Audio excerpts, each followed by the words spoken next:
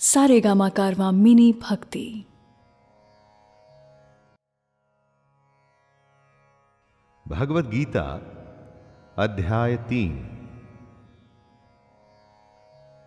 कर्म योग। कर्म तो हर पल हर समय हम सब करते हैं। ऐसा कोई क्षण संभव नहीं कि जब हम कर्म किए बिना रह सकें। कुछ कर्म झूठ और फरेब से भरे होते हैं और कुछ कर्तव्य के लिए किए जाते हैं। तो फिर ऐसे कौन से कर्म हैं जो हमें हमारे लक्ष्य तक ले जाएंगे?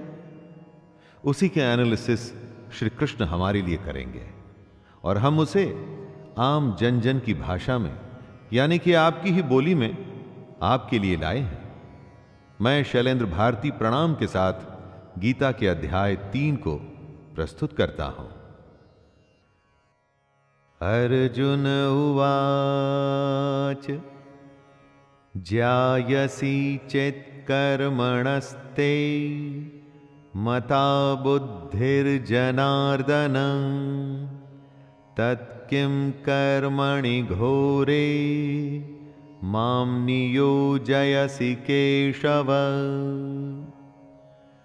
अर्जुन पूछते हैं, हे जनार्दन, यदि आपको कर्म के मुकाबले ज्ञान बेहतर लगता है तो फिर हे केशव, मुझे भयंकर कर्म में क्यों लगाते हैं? कृष्ण ज्ञान को कर्म से अधिक बेहतर बताते हैं।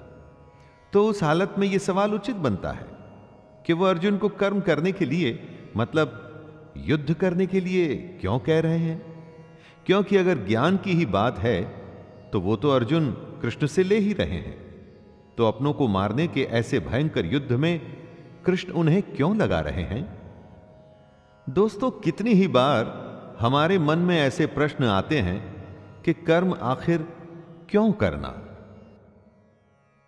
व्यामिश्रेणेव वाक्येन बुद्धिं मोहयसीव मे तदेकं वद निश्चित्य येन श्रेयो हमाप्नुयाम्। कृष्ण की बात सुन के अर्जुन की बुद्धि मोहित हो रही थी। समझने के बजाय वो और ज्यादा उलझ रहा था।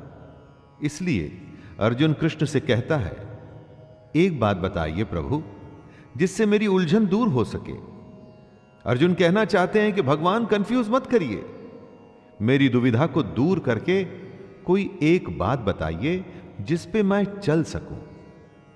कृष्ण ने जो बातें बताई वो गूढ़ हैं, कॉम्प्लिकेटेड हैं, गहरी हैं। ऊपर से देख के ऐसा लगता है कि ये तो बस ज्ञान की बातें हैं, इन पर चलें तो चलें कैसे?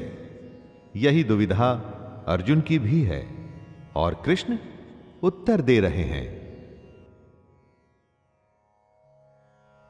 श्री भगवानुवाच लोकेऽस्मिन् द्विविधा निष्ठा पुरा प्रोक्ता मया नघ ज्ञानयोगेन सांख्यानां कर्मयोगेन योगिनाम्।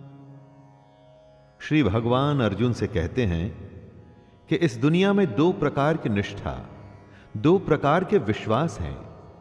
एक तो है सांख्य योग, जिसका रिश्ता ज्ञान से है, और दूसरा है कर्म योग, जिसका कि लेना देना सिर्फ कर्म से है। निष्ठा का अर्थ है कुछ भी करने की सबसे परिपक्व अवस्था, पराकाष्ठा। अपनी इंद्रियों को वश में कर परमात्मा में ध्यान लगाना ज्ञान योग से होता है, और इसको कहते हैं संन्यास या सांख्य योग।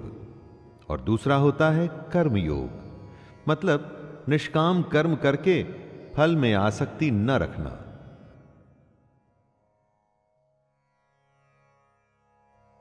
न कर्मणामनारंभान् नैष्कर्म्यं पुरुषोष्णुते न च संन्यासनादेव सिद्धिं समधिगच्छति। मनुष्य न तो कर्मों को शुरू किए बिना निष्कर्मता को अर्थात योग निष्ठा को प्राप्त होता है और न कर्मों के केवल छोड़ देने से सिद्धि यानी सांख्य निष्ठा को ही प्राप्त होता है। दोस्तों, ऐसा नहीं कि आप कर्म करें ही ना और स्वयं को सन्यासी कहें। ऐसे तो दुनिया चल ही नहीं पाएगी। अपने कर्तव्य को छोड़ यदि आप सन्यासी बन जाते हैं और आप समझते हैं कि आपको मोक्ष मिल जाएगा, ना, तो वो संभव नहीं है। ऐसा नहीं हो सकता कि कर्मों को त्याग दें और खुद को कर्म योगी कहें। कर्म को न करने से या उसे हमेशा के लिए त्याग देने से कुछ भी हासिल नहीं होगा।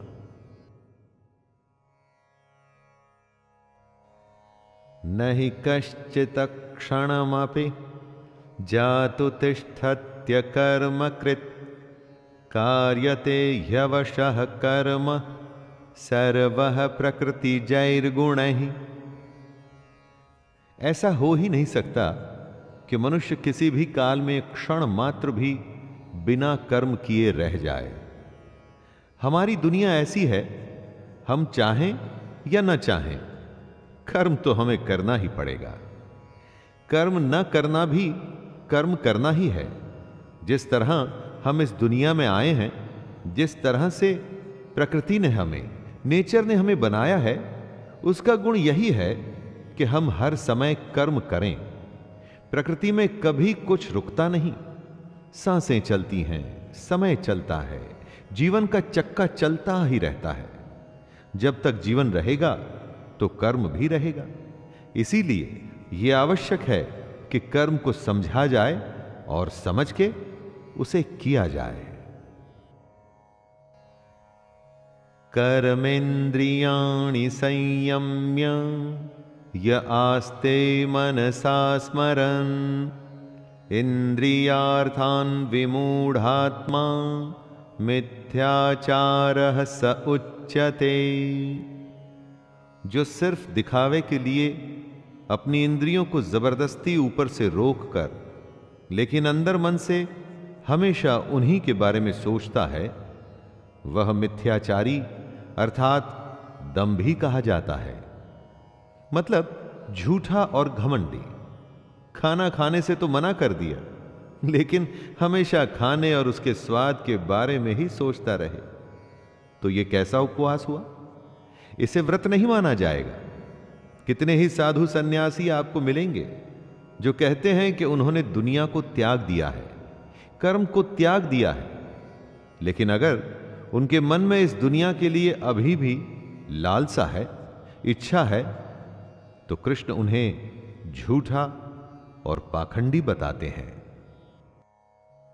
यस्त्विन्द्रियाणि मनसा नियम्यारभतेऽर्जुन कर्मेन्द्रियैः कर्मयोगम् असक्तः स विशिष्यते।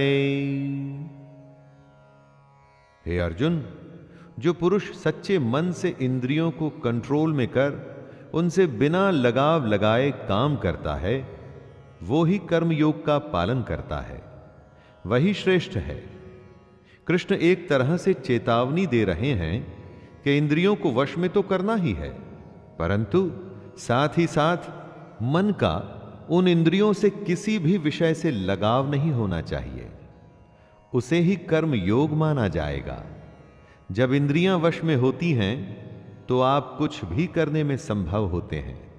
किसी भी तरह की कोई बाधा, डिस्टरबेंस आपको आपके काम से रोक नहीं सकती।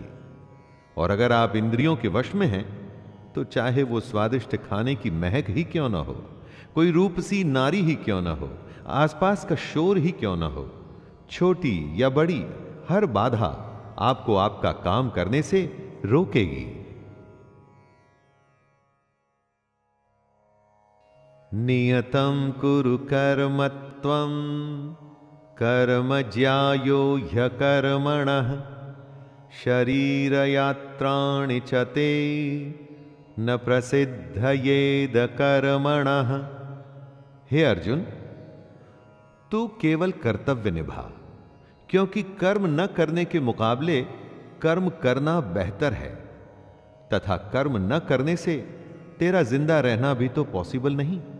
अर्थात तू शस्त्र उठा और युद्ध कर, अपना कर्म कर, क्योंकि यह कर्म न करने से कहीं अच्छा है। कहने का अर्थ है कि कर्म तो बहुत सारे हैं, लेकिन उसमें से एक चुना हुआ है। उस चुने हुए को ही निर्धारित कर्म कहते हैं। अपनी मर्जी से अगर आप कर्म चुन लेंगे तो उसे निर्धारित नहीं माना जाएगा। आपको अपना कर्तव्य समझकर अपना कर्म चुनना होगा, अथवा जो कर्म आपको मिला है उसे अपना कर्तव्य समझकर निभाना होगा। यज्ञार्था कर्मणोऽन्यत्र लोकोऽयं कर्म बन्धनः तदर्थं कर्म कौन्तेय मुक्त संगः समाचर। इस श्लोक में कृष्ण पूरे समाज की भलाई वाले कर्म को समझा रहे हैं। यज्ञ वो होता है जिसमें सब शामिल होते हैं। कृष्ण कहते हैं, यज्ञ के लिए किए जाने वाले कर्मों से ही ये मनुष्य समुदाय कर्मों से बंधता है। इसलिए हे अर्जुन, तू इच्छाओं को छोड़कर उस यज्ञ के लिए ही भली भांति कर्तव्य कर्म कर। यज्ञ अर्थात समाज और प्रजा की भलाई के लिए किया गया निस्वार्थ काम। हमको भी अपने कर्तव्यों को यज्ञ समझ ऐसे कामों में अपना योगदान देना चाहिए जिससे समाज का भला हो। अगर हम सब अपने काम को यज्ञ समझ उसे सम्मान पूर्वक करें तो सबका भला होगा। इसे ही आप निर्धारित कर्म भी मानिए।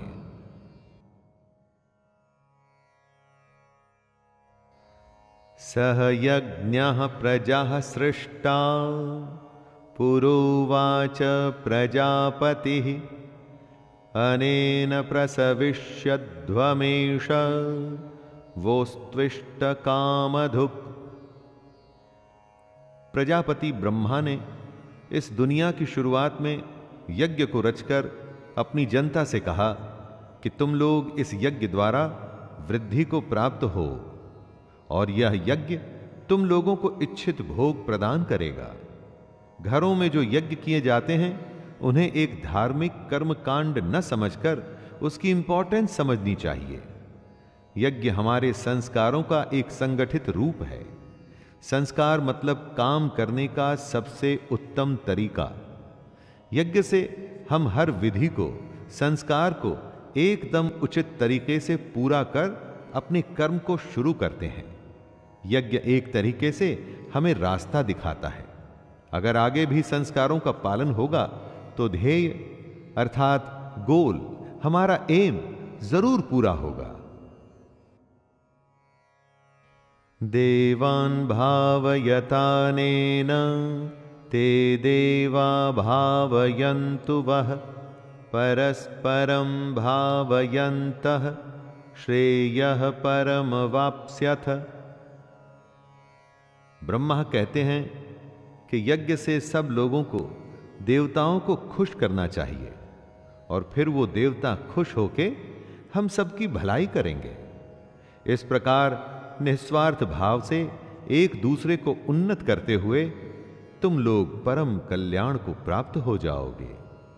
यज्ञ तरीका है देवताओं को खुश करने का, और उसके बदले में देवता आपको खुश रखते हैं, आपकी उन्नति करते हैं। इसलिए काम शुरू करने से पहले, कुछ भी शुभ करने से पहले ईश्वर का नाम लेने का विधान है। यही ईश्वर का नाम जब सही तरीकों, सही पद्धति, सही मेथड्स के साथ किया जाता है उसे यज्ञ कहते हैं। यज्ञ को अपने और देवताओं के बीच का एक मीडियम मान लीजिए, जिससे दोनों के बीच संबंध बना रहता है।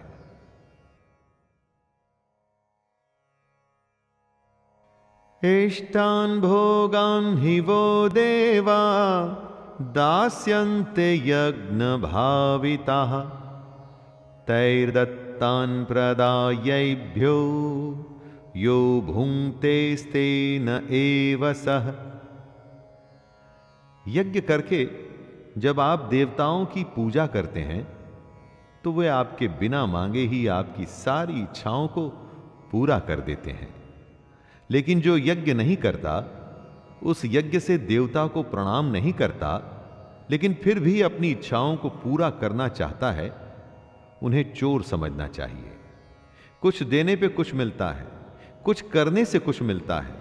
बिना अर्घ्य चढ़ाए, बिना पूजा किए अगर कोई चाहता है कि उसकी मनोकामना पूरी हो जाए, बिना कुछ काम किए अगर कोई सोचे कि उसका काम बन जाए, तो इसे बेईमानी या चोरी ही तो कहा जाएगा। यज्ञशिष्टाशिनः सन्तो मुच्यन्ते सर्वकिल्बिषैः भुञ्जते ते त्वघं पापा ये पंचन्त्यात्मकारणात्। यज्ञ से बचे हुए अन्न को खाने वाले श्रेष्ठ पुरुष सब पापों से मुक्त हो जाते हैं, और जो पापी लोग अपना शरीर पोषण करने के लिए ही अन्न पकाते हैं, वे तो पाप को ही खाते हैं। हम क्या सिर्फ खा के जिंदा रहने और फिर मर जाने के लिए पैदा होते हैं? ऐसे जीवन का क्या मतलब हुआ? अपने जीवन का पर्पस, उसका उद्देश्य हमें समझना चाहिए। इस ब्रह्मांड में हम क्यों हैं, क्यों हमें ईश्वर या मोक्ष को प्राप्त करना है, इन सब को समझने के लिए ही यज्ञ जैसे अनुष्ठान किए जाते हैं। जो लोग यज्ञ या ईश्वर को याद किए बिना सिर्फ अपने जिंदा रहने में ही लगे रहते हैं, उन्हें चोर समझना चाहिए। अन्नान् भवन्ति भूतानि पर्जन्यादन्न संभवः यज्ञान् भवति पर्जन्यो यज्ञः कर्म समुद्भवः कर्म ब्रह्मोद्भवं विद्धि ब्रह्माक्षर समुद्भवं तस्मात् सर्वगतं ब्रह्म नित्यं यज्ञे प्रतिष्ठितम्। अगर अन्न खत्म हो जाए तो सब खत्म हो जाएंगे। संपूर्ण प्राणी जगत, हर कोई अन्न से उत्पन्न होते हैं। अन्न की उत्पत्ति वृष्टि से होती है, यानी कि बारिश, और बारिश यज्ञ से होती है, और यज्ञ कर्मों से होते हैं, और कर्म की उत्पत्ति वेद से। हमारी संस्कृति का सारा ज्ञान वेद से ही तो आया है। कर्म क्या है, उसकी परिभाषा भी वेद से आई है, और वेद परमपिता परमात्मा से उत्पन्न हुए हैं। वेद ईश्वर से आया ज्ञान है। वेद से आगे और वेद से बड़ा कुछ भी नहीं। इससे दोस्तों ये सिद्ध होता है कि यज्ञ और ईश्वर में सीधा संबंध है। एवं प्रवर्तितं चक्रम नानुवर्तयतीह यः अघायुरिन्द्रियारामो मोघम पार्थ सजीवति। कृष्ण कह रहे हैं, हे पार्थ, जो पुरुष परंपरा से नहीं चलता, जो सृष्टि चक्र प्रकृति के नियमों का पालन नहीं करता, मतलब जो अपने कर्तव्य का पालन नहीं करता, वह इंद्रियों के द्वारा भोगों में रमण करने वाला पापायु पुरुष व्यर्थ ही जीता है। ऐसा पुरुष, ऐसा इंसान बस इंद्रियों के वश में होकर के जिंदा रहता है, जीता है और मर जाता है। उसके जीवन मृत्यु का चक्कर चलता ही रहता है, चलता ही रहता है। ऐसे इंसान के जीने और मरने का कोई मतलब नहीं। वेदों में, ग्रंथों में जो ज्ञान, जो नियम बनाए हैं, उनका मतलब है, और उस मतलब के अनुसार हमको अपना जीवन जीना चाहिए। यस्वात्मरतिरेव स्याद् आत्मतृप्तश्च मानवः आत्मन्येव च सन्तुष्टस्तस्य कार्यं न विद्यते। कृष्ण कहते हैं, जो मनुष्य आत्मा में ही रमण करने वाला और आत्मा में ही तृप्त तथा आत्मा में ही संतुष्ट हो, उसके लिए कोई कर्तव्य नहीं है। आत्मा का मतलब यहां सबसे बड़ा सच है, और जो सत्य को समझता है, सत्य में ही खुश होकर सत्य में ही रहता है, उसके लिए कोई कर्तव्य नहीं।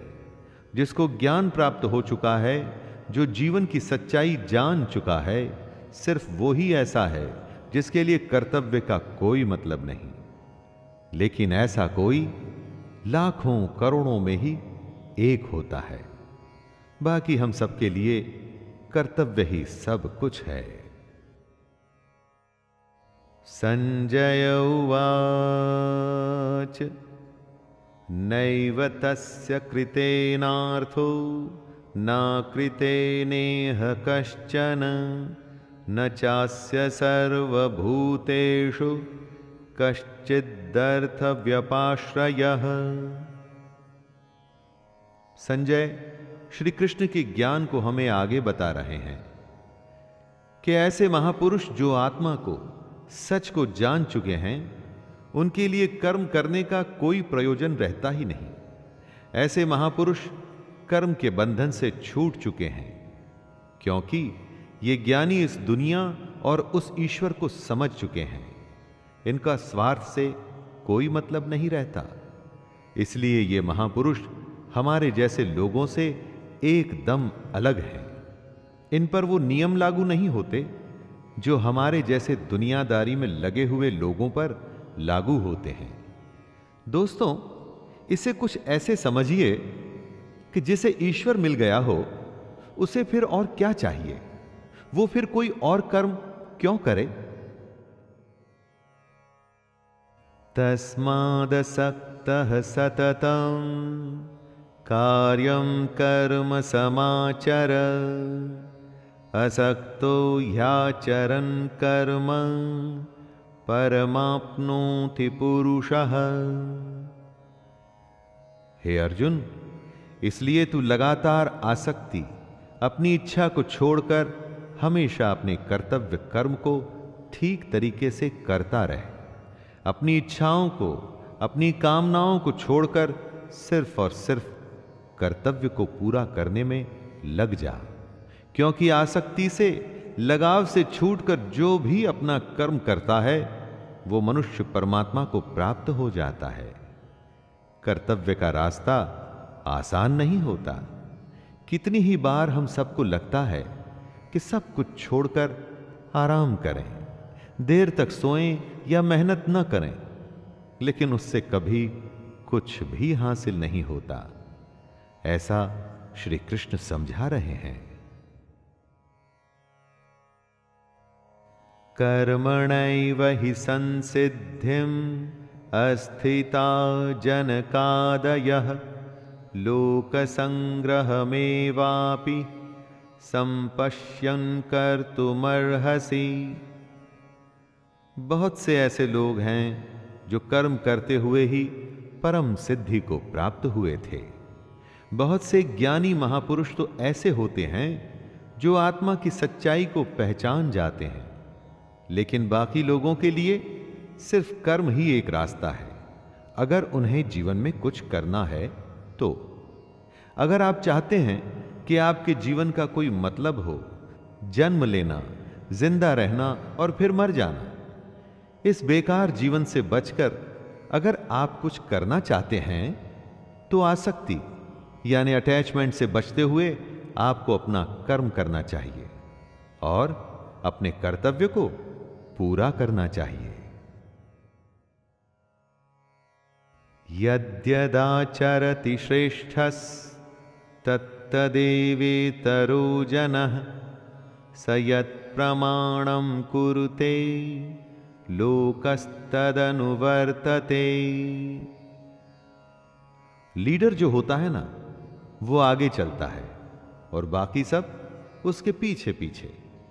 इसलिए आपको यह फैसला करना है कि आप आगे चलने वाले हैं या पीछे। कृष्ण कहते हैं कि श्रेष्ठ पुरुष जो जो आचरण करता है, अन्य पुरुष भी वैसा वैसा ही आचरण करते हैं। वो जो कुछ प्रमाण कर देता है, समस्त मनुष्य समुदाय उसी के अनुसार बरतने लग जाता है। कहने का अर्थ है, जो हमारे आदर्श होते हैं, हम उन्हीं को फॉलो करते हैं। किसी भी फील्ड को ले लीजिए, कुछ ऐसे लोग होते हैं जो उस फील्ड में सर्वश्रेष्ठ होते हैं और पूरी दुनिया उन्हीं के जैसा करने की कोशिश करती रहती है। लीडर एक होता है और फॉलोअर्स अनगिनत। तो दोस्तों, आप क्या बनना चाहते हैं, आगे या पीछे? यानी कि आप आगे चलना चाहते हैं या सबके पीछे? न मे पार्थास्ति कर्तव्यं त्रिषु लोकेषु किंचन नानवाप्तमवाप्तव्यं वर्त एव च कर्मणि। कृष्ण कहते हैं, हे अर्जुन, मेरा इन 3 लोकों में कुछ भी कर्तव्य नहीं है और ना ही ऐसी कोई वस्तु है जिसे मैं प्राप्त नहीं कर सकता, तो भी मैं कर्म में ही बरतता हूं। श्री कृष्ण से बड़ा लीडर कौन होगा दोस्तों? लेकिन वो भी कर्म करते हैं, वो भी कर्म करते हुए अपने कर्तव्य का निर्वाह करते हैं। कृष्ण ने महाभारत में भाग लेने से मना नहीं किया। उनकी नारायणी सेना कौरवों के साथ थी, लेकिन वो खुद अर्जुन के साथ, वो अर्जुन के सारथी बने। जब कृष्ण अपना कर्म करके अपने कर्तव्यों को पूरा कर रहे हैं, तो हम कौन होते हैं, हम क्या हैं, फिर हम क्यों न करें? यदि हय्यहं न वर्तेयं जातु कर्मण्यतन्द्रितः मम वर्तमानुवर्तन्ते मनुष्याः पार्थ सर्वशः। कृष्ण कहते हैं, हे पार्थ, अगर मैं कर्मों को करने में सावधानी न बरतूं तो बड़ा अनर्थ हो जाएगा। हर कोई श्री कृष्ण को फॉलो करता है। अगर आपका लीडर ही कुछ नहीं करेगा, अगर भगवान ही कुछ नहीं करेंगे, तो मनुष्य तो सब कुछ करना छोड़ देंगे। जो सबसे बड़ा होता है, लीडर होता है, सर्वश्रेष्ठ होता है, सब उसके पीछे चलते हैं। अब अगर कृष्ण ये सोचते कि मैं तो भगवान हूं और मैं कर्म नहीं करूंगा, तो उन्हें किसी और को ज्ञान देने का क्या अधिकार रह जाता? ईश्वर होते हुए भी उन्होंने अपने हर कर्तव्य का पालन किया, कर्म से कभी पीछे नहीं हटे। उनके पग चिन्हों पर ही अब हमें चलना है और कोशिश करनी है सर्वश्रेष्ठ बनने की। यदि उत्सिदेयुरिमे लोका न कुर्यां कर्म चेदहं शंकरस्य च कर्तास्याम् उपहन्यामि महाप्रजाः। कृष्ण बता रहे हैं, यदि मैं कर्म न करूं तो ये सब मनुष्य नष्ट भ्रष्ट हो जाएं और मैं संकरता का करने वाला होऊंगा तथा मेरी वजह से सारी प्रजा नष्ट हो जाएगी। अगर कृष्ण कर्म नहीं करेंगे तो दोस्तों दुनिया खत्म हो जाएगी, मनुष्य नष्ट हो जाएंगे। सोचिए, ये दुनिया उन्हीं की तो लीला है, माया है, खेल है, और जिसने खेल को रचा है, अगर वो ही अपना कर्म नहीं करेगा तो दुनिया में क्या बचेगा? चाहे वो ईश्वर हो या साधारण इंसान, नियम तो सब पर लागू होते हैं। अगर कर्म का नियम है तो वो कृष्ण को भी करना पड़ेगा और हमें और आपको भी। सक्तः कर्मण्य विद्वांसो यथा कुर्वन्ति भारत कुर्याद्विद्वांस तथा सक्तः चिकीर्षुर्लोक संग्रहम्। हे भारत, जिनमें समझ नहीं होती ना, वो कर्म में आसक्त होकर काम करते हैं। विद्वानों को, समझदारों को बिना लगाव के कर्म करना चाहिए। क्या यज्ञ करने से हम ज्ञानी हो जाते हैं? कर्म को सही विधि करने से क्या हम ज्ञानी हो जाते हैं? नहीं, कर्म करना है लेकिन उससे आसक्ति, अटैचमेंट नहीं रखनी, और ऐसा करना आसान नहीं है। अगर कोई ऐसा ज्ञानी है जिसका कि कर्मों से कोई लेना देना नहीं, जैसे कि साधु, सन्यासी, जिनकी कर्म में आसक्ति नहीं, तो ऐसे लोगों को समाज सेवा में लग जाना चाहिए। यह उनके लिए कहा गया है जिन्हें लगता है कि दुनिया छोड़ सन्यासी बनने से उन्हें भगवान या सत्य की प्राप्ति हो जाएगी। न बुद्धिभेदं जनयेद ज्ञानां कर्म संगिनां जोषयेत् सर्वकर्माणि विद्वान् युक्तः समाचरन्। जो ज्ञानी हैं, जिन्हें ईश्वर की सच्चाई मालूम हो चुकी है, उनकी यह जिम्मेदारी बन जाती है कि उनके काम करने के तरीके से कहीं किसी और के मन में कर्म के प्रति अश्रद्धा, अपमान सब पैदा न हो जाए। आप किसी ज्ञानी को देख ये सोच सकते हैं कि वो कुछ करते ही नहीं, तो मैं भी ना करूं। इसलिए ये उन ज्ञानियों, महापुरुषों के लिए जरूरी है कि वो ऐसा उदाहरण सामने रखें जिससे हर कोई अपना कर्म, अपना कर्तव्य करने के लिए प्रेरित हो।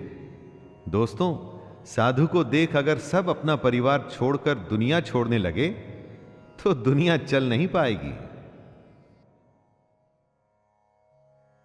प्रकृतेः क्रियमाणानि गुणैः कर्माणि सर्वशः अहंकार विमूढ़ात्मा कर्ताहमिति मन्यते।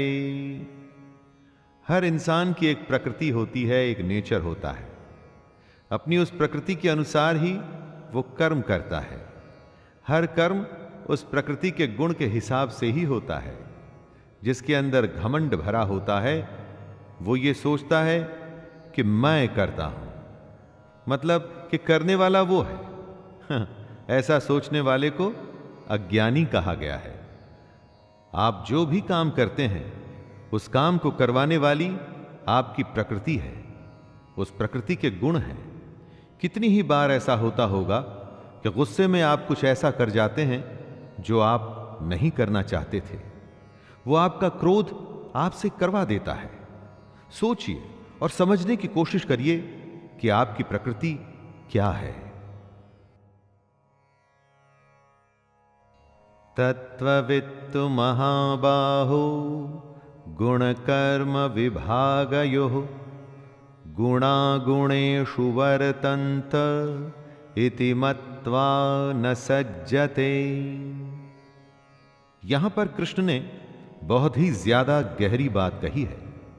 सात्विक, राजसिक और तामसिक तीन तरह की प्रवृत्तियां होती हैं। फिर उनके गुण विभाग और कर्म विभाग होते हैं। इस तरह से समझ लीजिए कि अलग अलग नेचर के एट्रीब्यूट्स होते हैं। इन्हीं गुणों की वजह से आप कर्म करते हैं। जैसे अगर तामसिक गुण रहेगा तो आप आलस या नींद या इसी तरह के बुरे कर्म करेंगे। राजसी गुण वाला बात बात पर शौर्य, बहादुरी दिखाने की कोशिश करेगा। जो ज्ञानी होते हैं वो जानते हैं कि यही गुण उनसे कर्म करवा रहे हैं। और जो ज्ञानी नहीं होते, हम जैसे ज्यादातर लोग, वो समझते हैं सब कुछ वो ही कर रहे हैं। प्रकृतेर्गुण सम्मूढ़ाः सज्जन्ते गुण कर्मसु तान् कृत्स्न विदो मंदान् कृत्स्न विन्न विचालयेत्।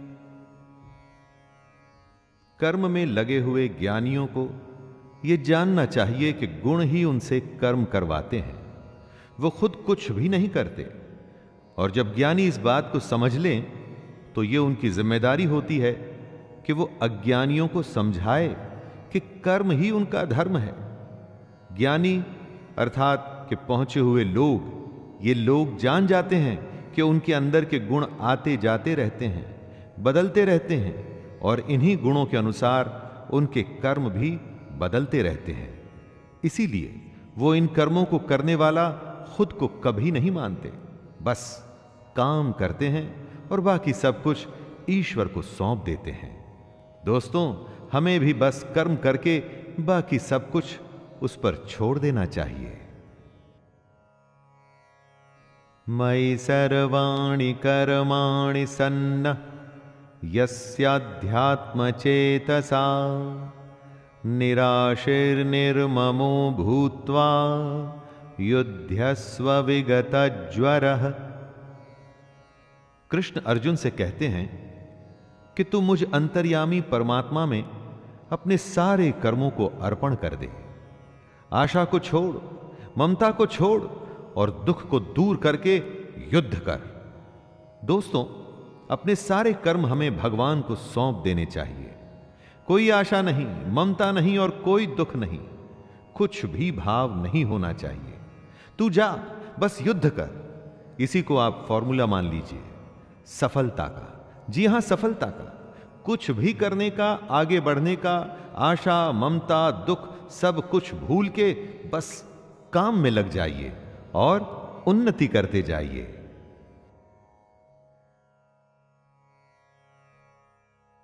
ये मे मतामिदं नित्यम् अनुतिष्ठन्ति मानवः श्रद्धावन्तो न सूयन्तो मुच्यन्ते तेति कर्मभिः। जीवन का मकसद है मोक्ष प्राप्त करना, जीने मरने के चक्कर से बचना। निष्काम कर्म का अगला कदम वही होता है। इसी के बारे में कृष्ण कहते हैं कि जो कोई मनुष्य दोष दृष्टि से रहित और श्रद्धा युक्त होकर मेरे इस मत का सदा अनुसरण करेगा, वो सारे कर्मों से छूट जाएगा। जो भी कोई सुख, दुख और मोह को छोड़कर बस अपने कर्म को सिर्फ मुझे अर्पण करता है और कर्म को सच्चे मन से करता है, वो कर्म के सारे बंधन से छूट जाता है। और कर्म के बंधन से छूटने का अर्थ है जन्म मृत्यु के चक्कर से बचना। ये त्वेतदभ्यसूयन्तो नानुतिष्ठन्ति मे मतम् सर्वज्ञान विमूढ़ांस्तान् विद्धि नष्टान चेतसः। कृष्ण कहते हैं कि कई लोग घमंड करके खुद को बहुत बड़ा समझते हैं। उन्हें लगता है कि वही करते हैं, सब कुछ वही करते हैं। उन्हें नहीं लगता कि उन्हें अपना कर्म श्री कृष्ण को, ईश्वर को अर्पण करना चाहिए। ऐसे लोग अपने झूठे ज्ञान में ही मस्त रहते हैं। कृष्ण उन्हें मूर्ख बताते हुए उनसे दूर रहने की सलाह दे रहे हैं।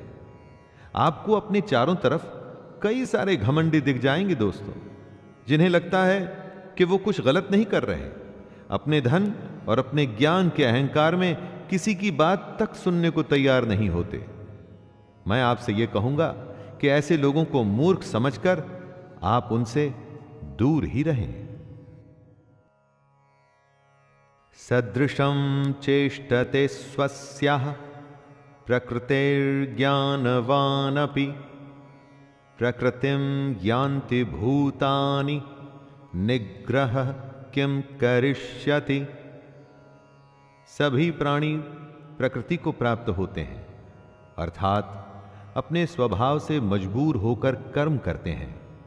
ज्ञानवान भी अपनी प्रकृति के अनुसार कोशिश करता है, फिर इसमें किसी का हठ क्या करेगा। कृष्ण ये समझा रहे हैं कि हर प्राणी का अपना एक स्वभाव होता है, नेचर होता है, एटीट्यूड होता है। सब उसी के चलते काम करते हैं। जो ज्ञानी हैं, सब कुछ जानते हैं, उनसे भी उनका काम उनकी प्रवृत्ति ही करवाती है। इसमें किसी की हठ, जिद कुछ भी नहीं कर पाएगी। अगर आप कोशिश करेंगे कि किसी से उसके नेचर के अगेंस्ट काम करवा लें, तो आप अपना सिर्फ टाइम वेस्ट कर रहे हैं। इंद्रियस्येन्द्रियस्यार्थे रागद्वेषौ व्यवस्थितौ तयोर्नवशमागच्छेत्तौ यस्य परिपन्थिनौ। इंद्रियों में ही प्यार और इंद्रियों में ही क्रोध या द्वेष छुपा है। मनुष्य को उन दोनों के वश में नहीं होना चाहिए, क्योंकि वे दोनों ही इसके कल्याण मार्ग में विघ्न करने वाले महान शत्रु हैं। अर्थात इंद्रियों में ही हर तरह का भाव छुपा है, अच्छा भाव भी और बुरा भाव भी।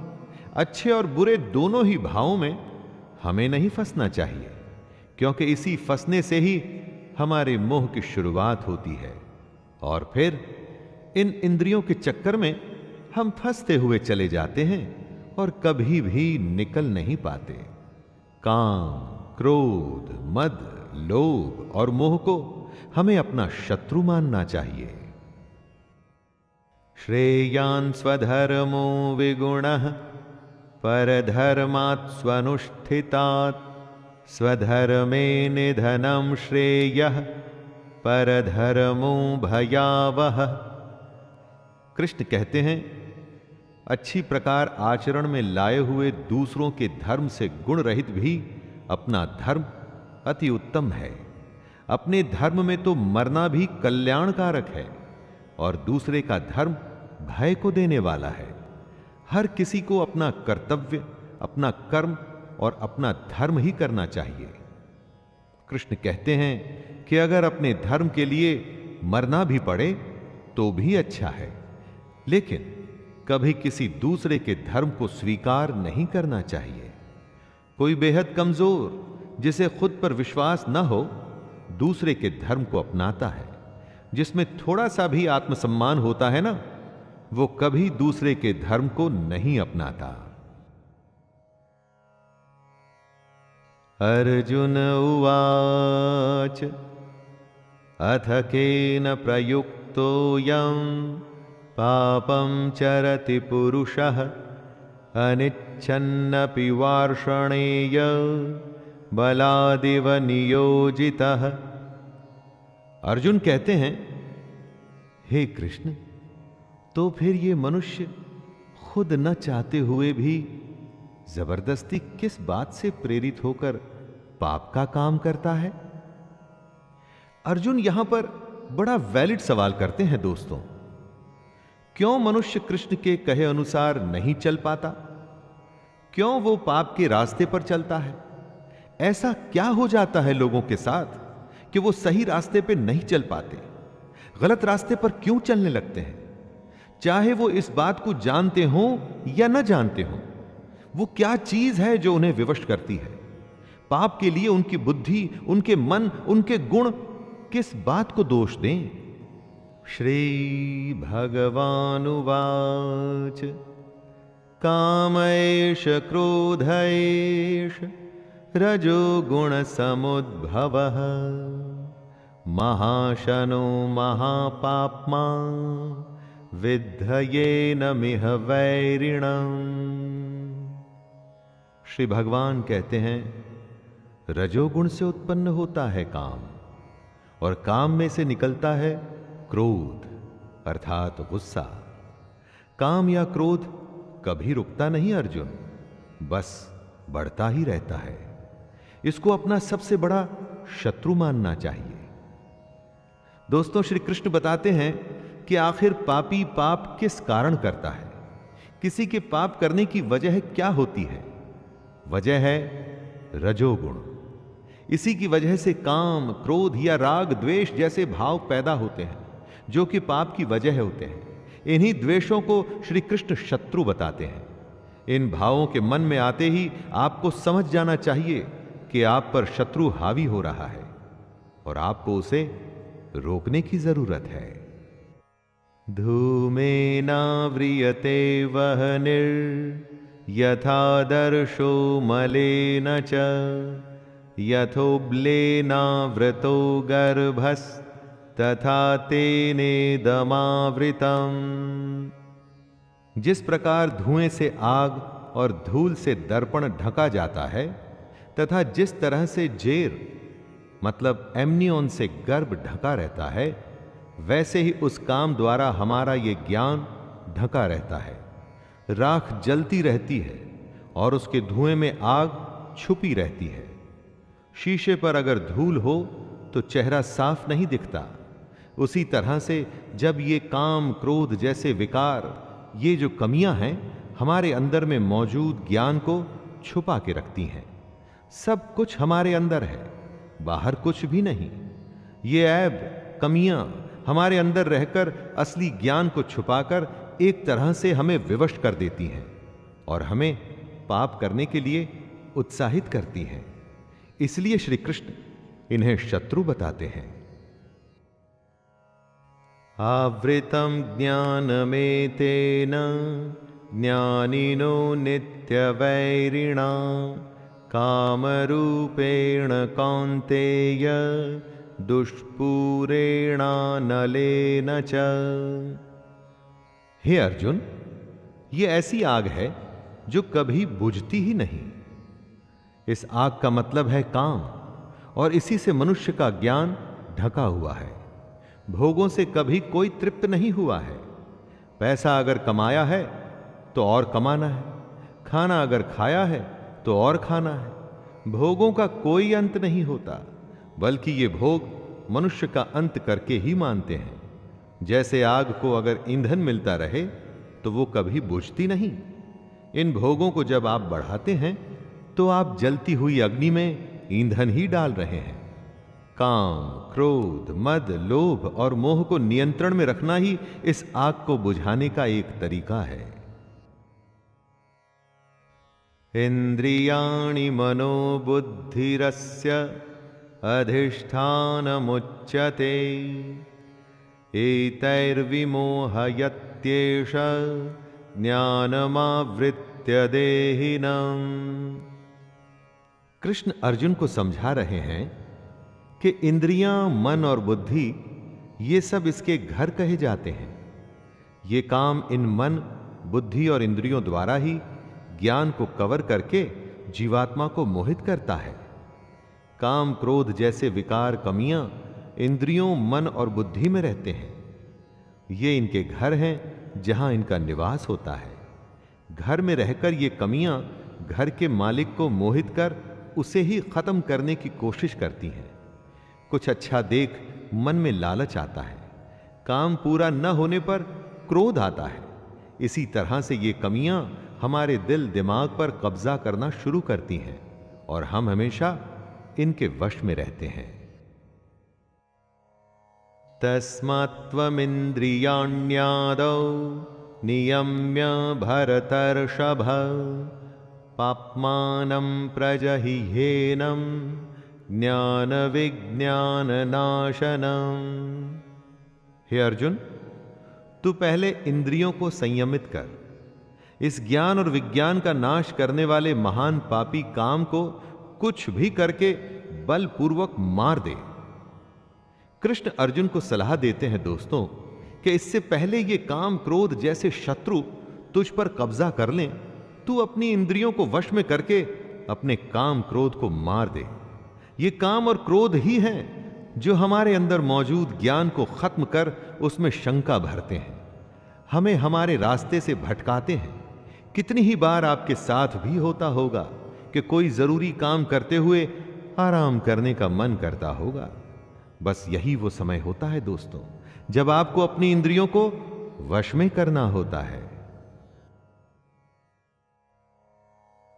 इंद्रियाणि पराण्याहुर इंद्रियेभ्यः परं मनः मनसस्तु परा बुद्धिर यो बुद्धिः परतस्तु सः। इंद्रियों को स्थूल शरीर से बेहतर, बलवान और सूक्ष्म यानी कि सटल कहते हैं। इन इंद्रियों से बेहतर मन है, मन से भी बेहतर बुद्धि है, और जो बुद्धि से भी बड़ा है वो आत्मा है। कृष्ण कहते हैं कि हमारे शरीर से श्रेष्ठ हमारी इंद्रियां हैं।